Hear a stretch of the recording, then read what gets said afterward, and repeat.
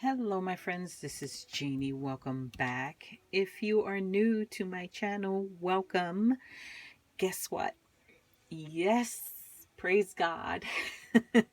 I finally finished this Wizard of Oz journal.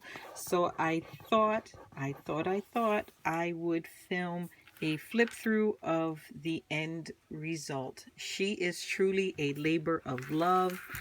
If you have been following me as I make her, then you know how long it took me to make this journal. I will throw up different cards up here in this area, linking you to the different videos, sharing the process.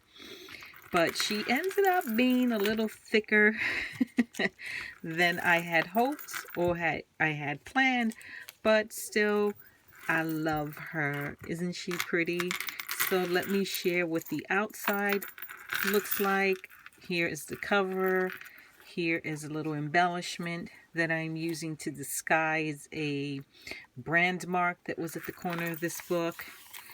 I ended up with two signatures. We all know that. I have this beautiful fabric. The gingham pattern for Dorothy's dress. Here is the spine jewelry, if you will, that I made. I used a string of pearls, and I also use other little glass beads. My favorite has to be the little pendants with the images of the different characters from the story. Here are the other three: Elphaba, Glenda, and Dorothy. Love the way that turned out. Here you can see some of the metal ring tags that I made. You'll see how I attached them to some tags that I made, and just made sure that the string I used was long enough that I can kind of have these tags tucking out from the top. I just think it looks really pretty. Nice point of interest there, and these ribbons that are hanging out are from the tag. So let's get started with this flip through. I did find this little book plate. I didn't even know I had it until I was cleaning up and found this among all of the ephemera I had printed. It says, "This Oz journal belongs to," so that's awesome. Signature number 1. And I made this cover for this signature using the thicker kind of board that came with the paper pack. It was so pretty. I just cut it in a way where I preserved most of that image. Used some lace, some sentiments, one of those altered vintage tags. And in there are those domino size images that I downloaded. Here's the inside. This is a page from the book that I used to make the cover. More of that vintage slide mount that I heat embossed and put more of those images in.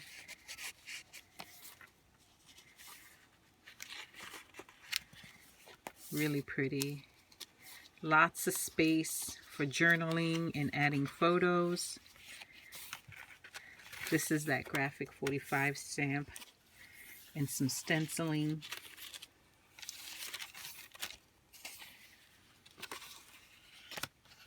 Love this.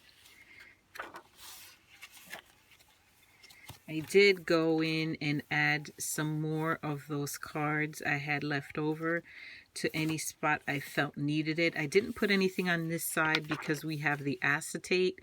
But on the inside of that, I did put that little card there. Here was a little tuck spot. This is more ephemera that I downloaded. So some of the tags I backed onto heavyweight paper, and some I left on the not so heavyweight paper because the book was already thick as it is. I didn't want to make her much thicker. So I have a combination of heavyweight tags and lightweight tags. And for the lightweight ones, all I did was round the corners on, you know, the pieces of ephemera. Well, I cut them down to make sure they would fit. I rounded the corners, and then I just did some staining or distressing with my distress inks. Here is one of the tags. And I do have a video where I show the process for making these. I will throw that one up right there somewhere.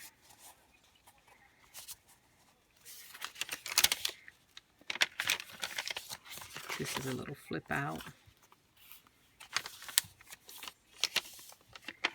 I really do love the way they turned out. Here is one of the tags that I made. Really pretty. Plenty of space to journal on the back. If you wanted to move the tag over here, I can.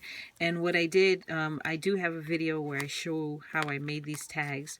I went back in afterwards and added these metal ring tags on top of it, just as another layer and a fun little element.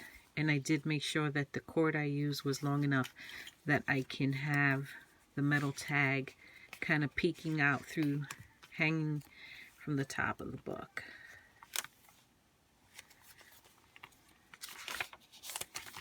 Here is that envelope, magnetic envelope, and inside what I did was I had all these little extra ephemera bits. I originally intended to put these, to back these with a heavyweight craft tag, but decided against that when I saw how thick the book was already. So I just put it in that envelope there for future use. Here's another one of those vintage slide mounts, and this is another tag, piece of ephemera. Oops. I'm going to have to fix that.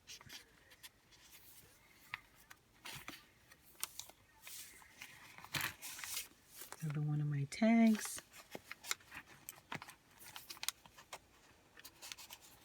These pockets are tight.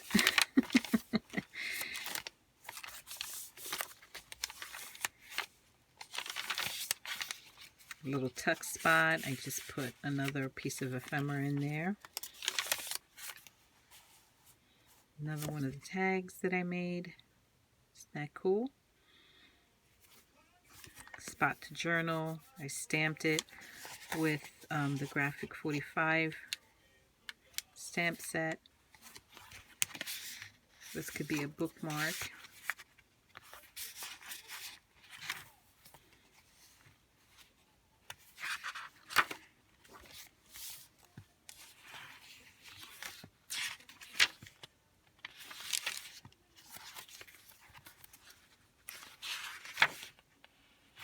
Pretty cool. Love this page. And here's the back. That is the first signature. Here is the second signature. Pretty similar in layout. Some slight differences.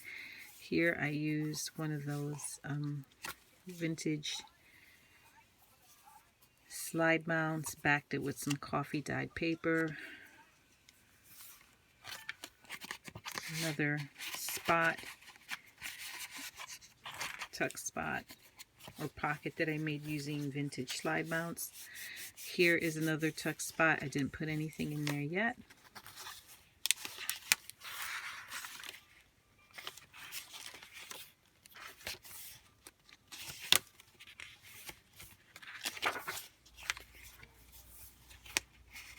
Another one of those tags.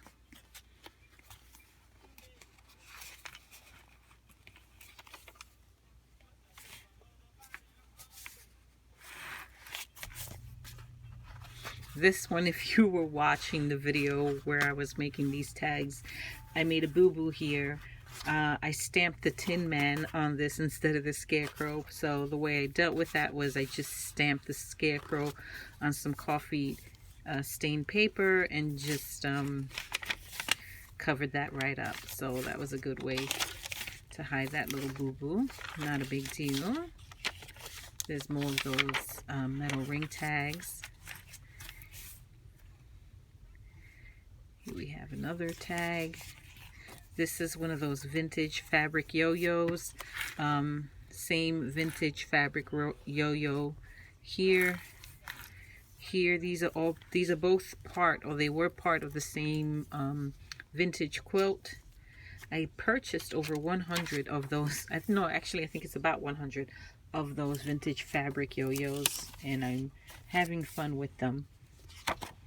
Here's another envelope where I put in more of the ephemera that was left over. There's also a magnet in that one. Another little pocket here that I made using those vintage slide mounts. Here's another tuck spot, and I made this tag. Created a little bit of a fabric tab on the top.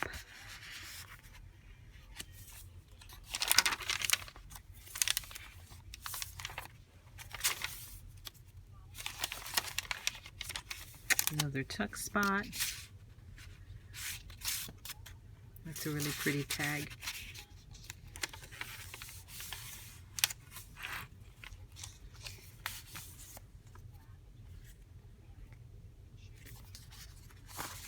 Really happy with the way this turned out. Better than I envisioned. Much better, that's for sure. Here's another spot of interest that I created. I had some of that gingham. I had a little scrap piece of that gingham fabric. Didn't want it to go to waste. So I used my fabric tack to adhere it to the back of this red cardstock and use one of those ephemera pieces and did that little mini collage there, if you will.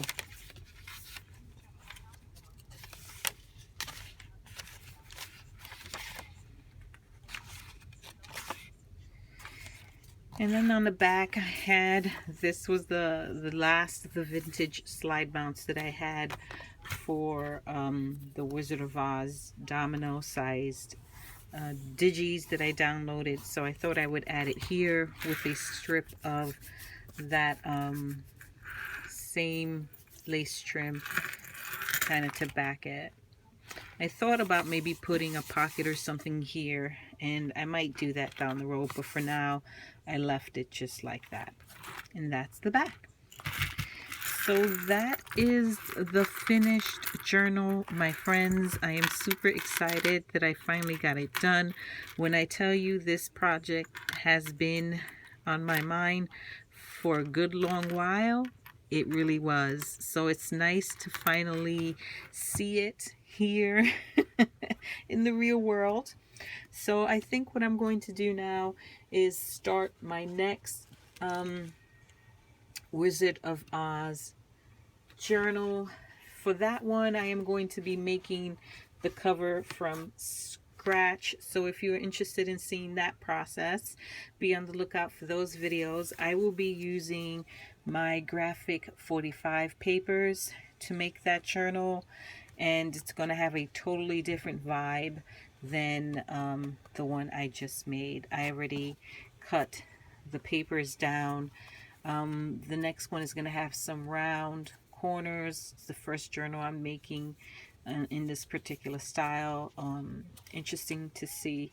I'll be interested to see how it turns out. So I'm going to start curating a few more items from my stash for this journal, but definitely be on the lookout for that, especially if you are curious in seeing how I make my journal covers from scratch. Not a new method, not a new process. It's really bits and pieces that I've pulled from various YouTubers and crafters that I follow here on YouTube with a spin of my own. So isn't that what we all do? We kind of take what we learn and put our own spin on it. So that is my complete share. Thank you for watching. If you have not already subscribed, please do so. Make sure you click that notification bell so that you are notified anytime I post a new video. I will catch you all in the next one. Until next time, my friends. Bye-bye.